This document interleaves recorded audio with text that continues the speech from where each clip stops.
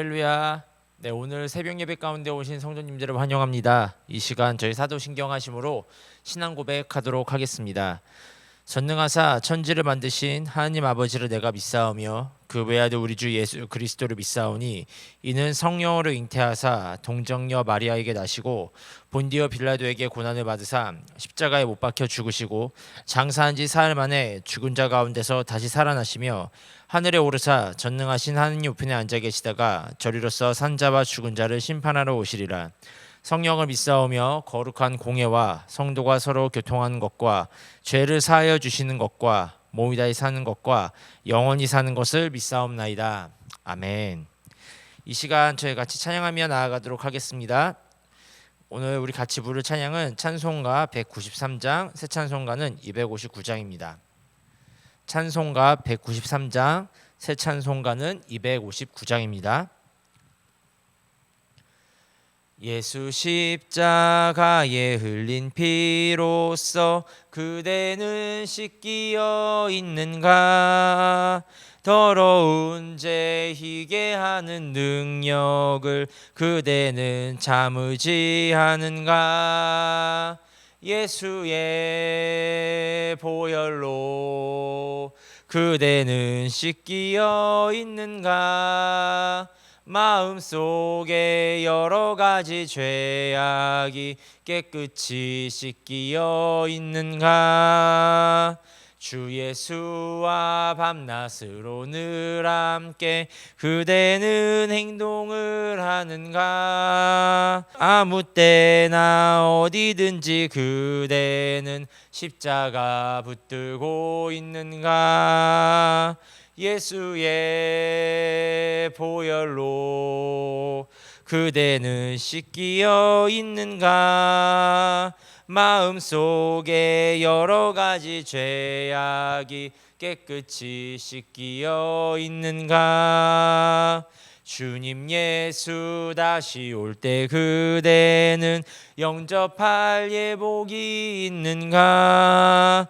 그대 몸은 거룩한 곳 성전에 들어갈 준비가 됐는가? 예수의 보혈로 그대는 씻기어 있는가? 마음속에 여러 가지 죄악이 깨끗이 씻기어 있는가? 모든 죄에 더러워진 예복을 주 앞에 지금 다 벗어서 샘물같이 솟아나는 보혈로 눈보다 더이게 씻으라. 예수의 보혈로 그대는 씻기어 있는가?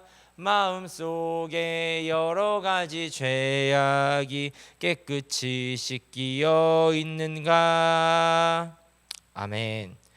그 다음에 부를 찬양은 찬송가 511장, 새 찬송가는 314장입니다. 찬송가 511장, 새 찬송가는 314장입니다. 내 구주 예수를 더욱 사랑 엎드려 비는 말 들으소서. 내 진정 소원이 내 구주 예수를 더욱 사랑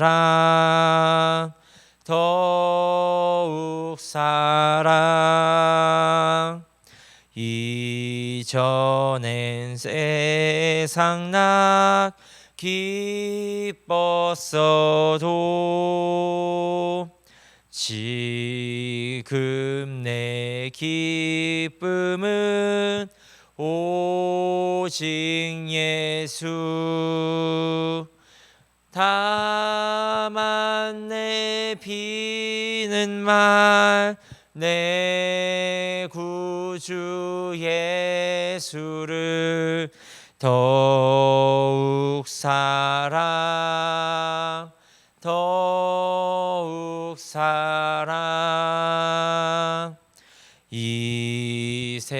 세상 떠날 때 찬양하고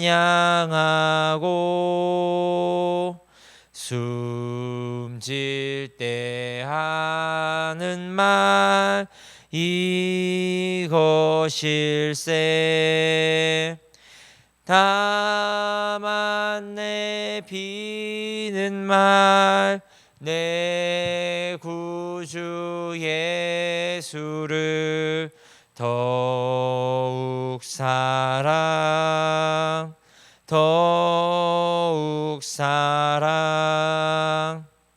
아멘. 할렐루야. 네, 오늘 새벽 예배 가운데 오신 여러분들을 환영합니다.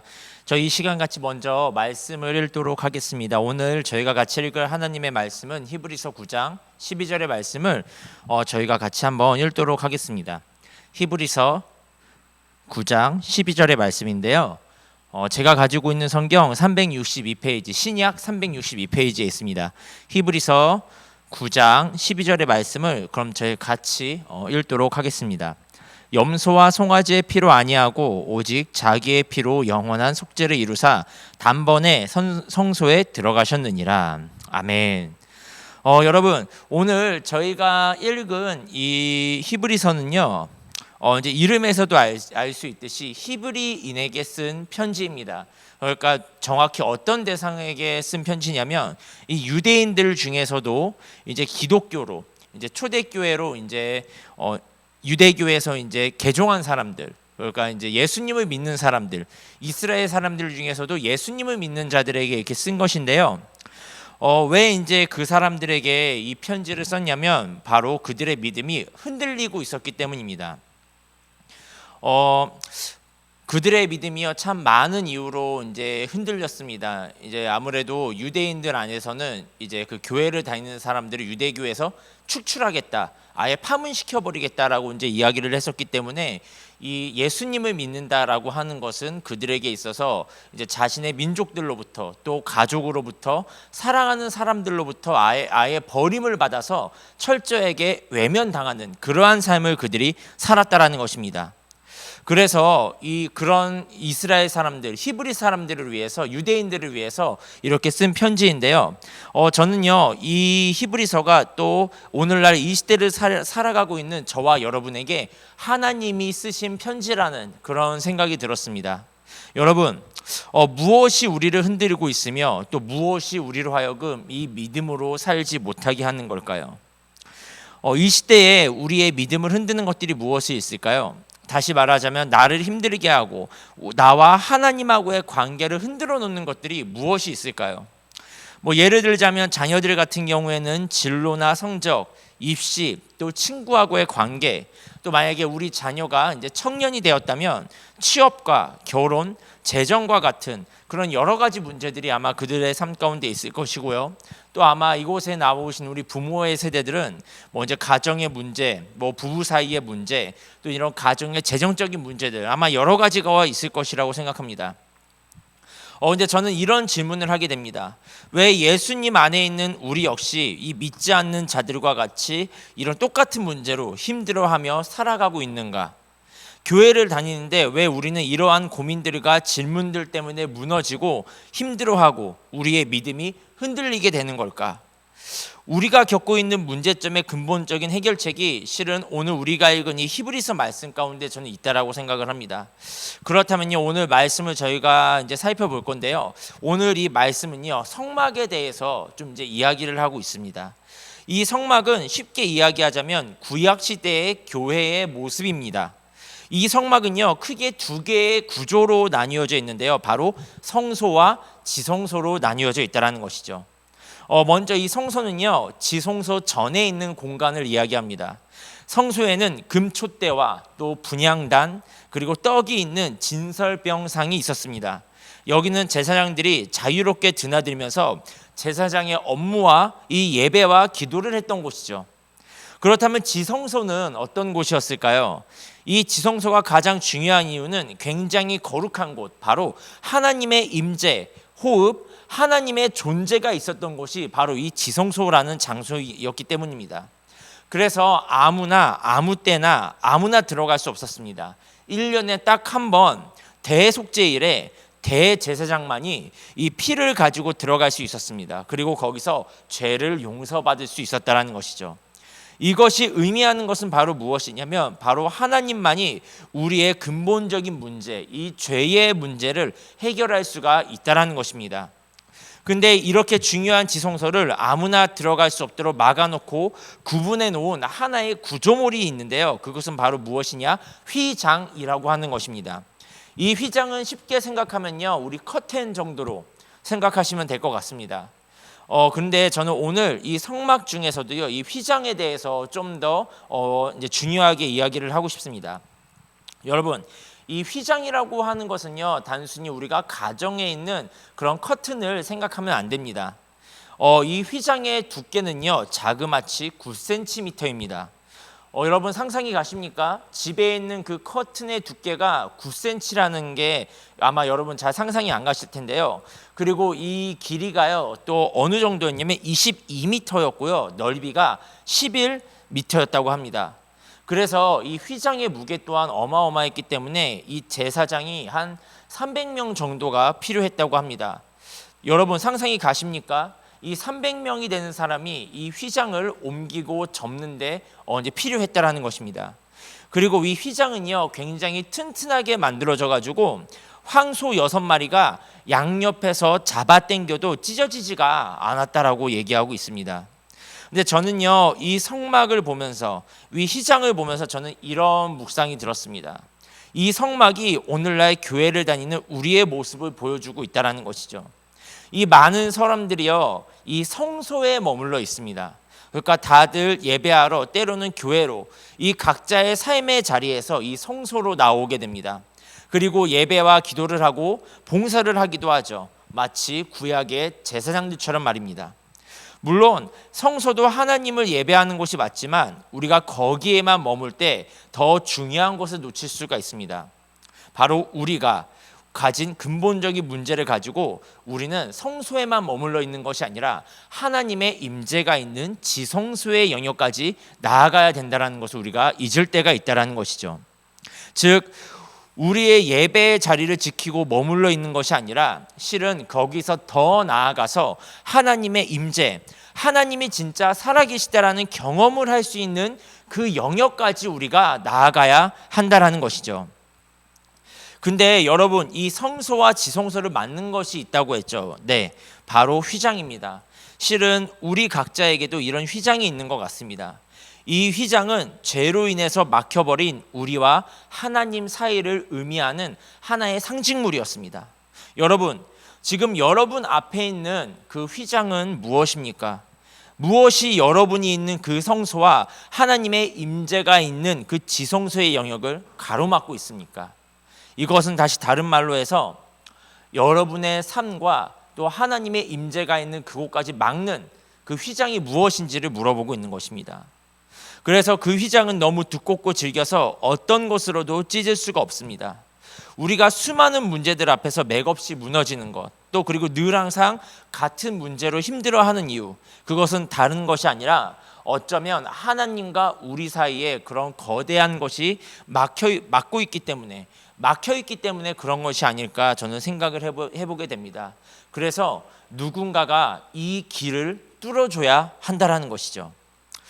오늘 본문의 말씀은요, 어떤 사건을 이야기하는데요, 바로 예수님이 십자가에서 죽으신 사건을 이야기하는 것입니다. 여러분, 이 예수님이 십자가에서 돌아가셨을 때 놀라운 일이 일어나게 됩니다. 바로 예수님이 십자가에서 돌아가셨을 때 휘장이 위에서 아래로 찢어졌다라고 이야기하는 것이죠. 여러분, 아까 방금 전에도 말했듯이요, 이 휘장은요, 황소가 6마리가 양옆에서 잡아당겨도 찢어지지 않는 것이 휘장입니다. 근데 그 휘장이요, 위에서 아래로 찢어졌다라고 이야기하는 것이죠. 이것은 이제 성소에만 있던 우리들이 하나님이 계시는, 하나님의 임재가 있는 그 지성소로 갈 수 있는 길이 열렸음을 의미한다는 것입니다. 그래서 우리가 어디에 있든지 또 언제든지 직접 하나님 앞으로 나아갈 수 있는 길이 우리에게 열렸음을 이야기한다는 것이죠. 바로 예수님이 십자가에서 피 흘리심으로 그 구원의 길, 열어놓으셨다라는 것입니다. 이 구약 시대의 휘장이 죄로 인해 막혀있던 우리와 하나님 사이를 의미했다면, 이제 이 찢어진 휘장은 무엇을 의미하느냐? 바로 우리를 위해 죽으신 예수 그리스도로 인해서 이제는 우리가 하나님의 그 거룩한 임재 가운데로 나아갈 수 있다는 것을 의미하는 것입니다. 여러분, 지금 여러분은 어떤 것 때문에 여러분의 마음과 믿음이 흔들리고 계십니까? 여러분 기억하셨으면 좋겠습니다. 이 히브리서는 하나님이 우리에게 쓰신 편지입니다. 그리고 그 편지를 통해서 이렇게 말씀하고 계십니다. 너에게는 예수님이 있다. 예수님이라는 길이 있다. 그동안 너가 아무리 노력하고 애써도 뚫리지 않았던 것 같았던 그 길이 사실은 이미 오래전부터 뚫려 있어. 하나님을 향한, 하나님 임재를 향한 그 길이 저와 여러분에게 열려 있다라는 것을 오늘 히브리서는 이야기하고 있다라는 것입니다. 여러분, 그렇습니다. 우리는요, 이 사실을 믿고 받아들이기만 하면 됩니다.